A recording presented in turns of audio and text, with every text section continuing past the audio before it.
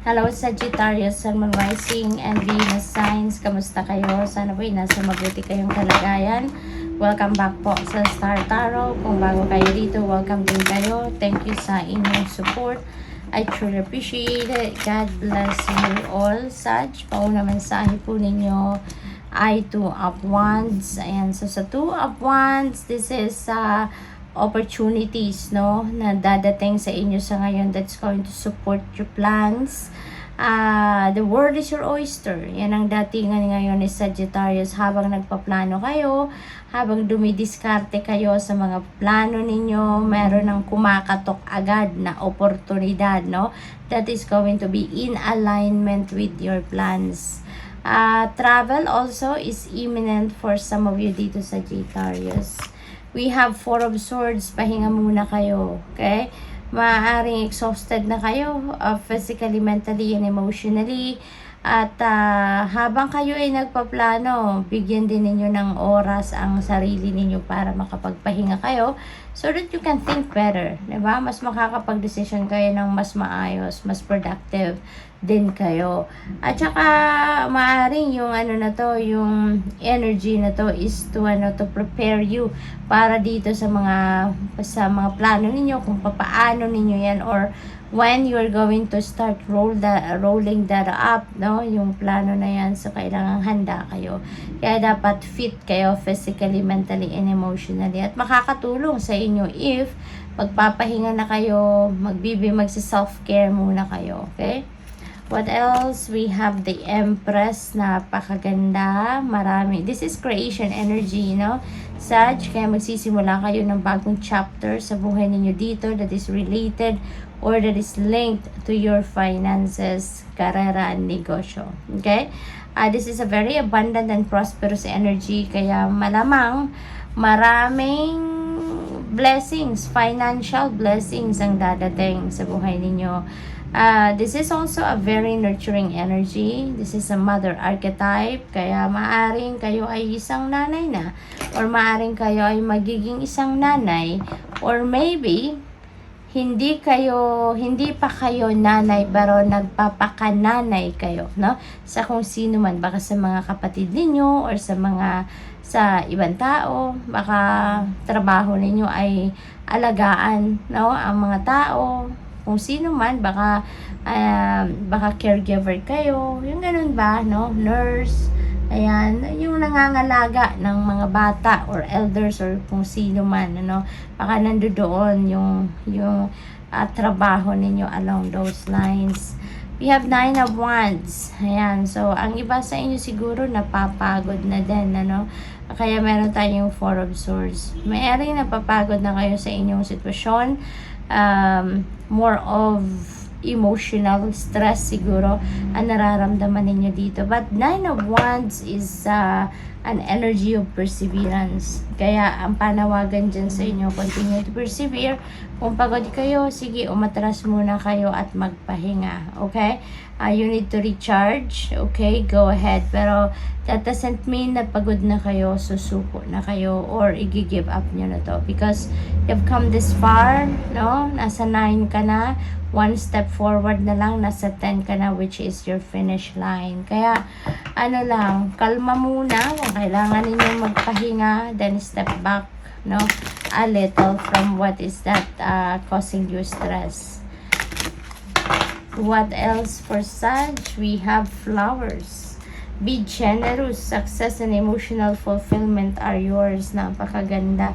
Kasi 'di ba kapag mapagbigay ka, you're blessing many people, yung pagpapasalamat ng mga taong 'yan, yung nagdadasal sila for gratitude, you know, that also yung parang nadadamay ka doon sa prayer nila, no, na bilang nagpapasalamat sila, natutuwa sila sa ginawa mo, sa pagtulong mo sa kanila. That is also yung parang nag-accumulate kayo dyan ng blessings din, no? So, sabi dito, success and emotional fulfillment are yours. So, most likely, Sagittarius, meron kayong mga successes sa ngayon. Maaring meron kayong mga ginagawa.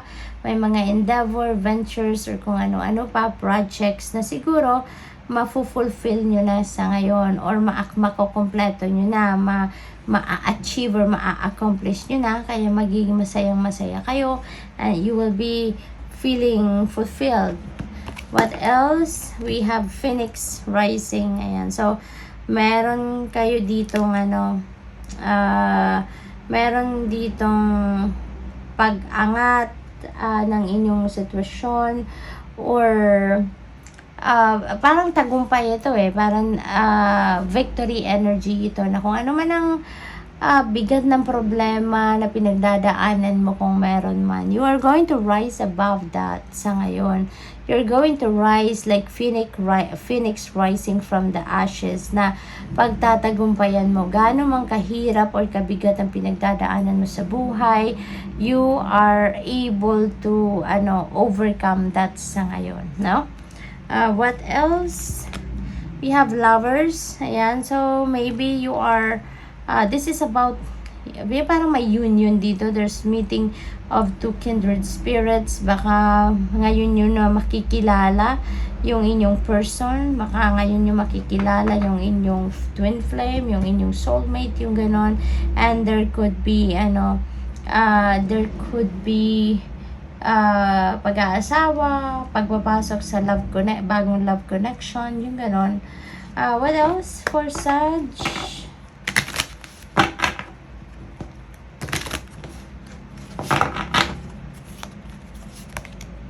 We have happiness. Ayan, so may fulfillment, may happiness. So talagang you will be super blessed sa ngayon, Sagittarius. Kaya talagang nag-uumapaw ang inyong kasiyahan at excitement. No? You will be filled with joy, ang puso ninyo, at filled with happiness. We have in nature, connect with nature. Ayan, Sag.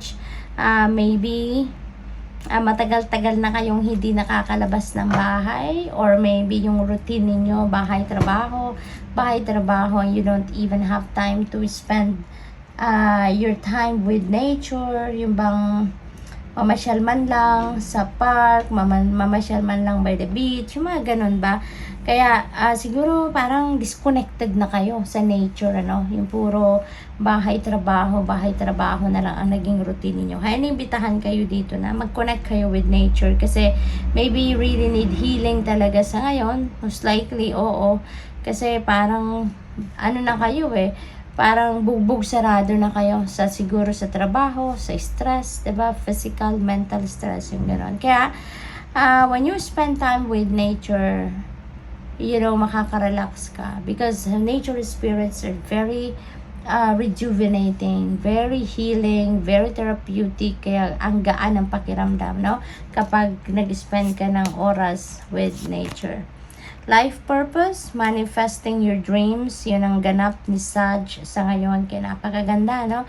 Merong mga purong siksik-liglig umaapaw ngayon yung inyong blessings talaga, no? Kasi unang-una dito lang sa energy na to, sabi dito, you are going to manifest your dreams. So kung ano man yung pangarap ninyo, no, na matutupad na sa ngayon, magka-come to fruition sa ngayon, most likely that is in alignment with your life purpose, no?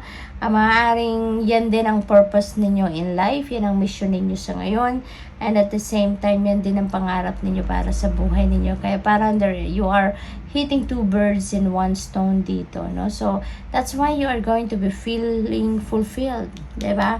Kasi when you start living your purpose, Sagittarius, you will definitely be feeling fulfilled.